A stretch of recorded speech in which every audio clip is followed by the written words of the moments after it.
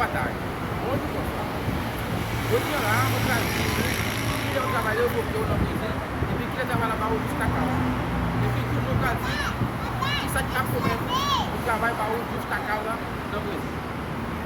Eu trabalho, se ele trabalha, foi eu ali, me dedomageu, e eu fiquei interrogando aqui, o nome dele está trabalhando dentro do Bahia. Ele trabalha para o destacar lá, ele trabalha foi eu ali, e para o orgulho, já veio que ele tocou no bom.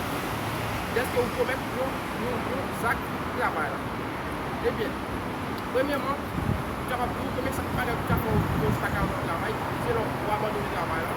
Às vezes, o problema pode fazer a cair, quando é cadê, só vai eviter o que chefe no trabalho lá, ça acaba começando a destacar. Deuxième, se não tudo falta no trabalho lá, para botar um atestador, aí do para o trabalho, e para vir no papier, e para ver o trabalho lá, que tem um problema desse ponto de vista. Troisième, c'est Léo. Vous pouvez travailler avec un camarade, avec une personne qui travaille, vous pouvez avec lui.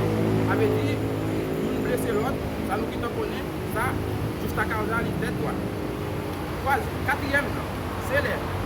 Le moyen de qui va pour le travail là, vous connaissez ça capable pas au prison, pas besoin. Et vous voulez au bagage, vous voulez qui va pour le travail là, ça pas belle. Cinquième, c'est là où on va respecter la discipline de travail. Ça nous connaît beaucoup. L'éducation sociale là, il faut gagner tout ça à faire. Et ça fait maintenant de nous pour abonner avec la page qui c'est le village.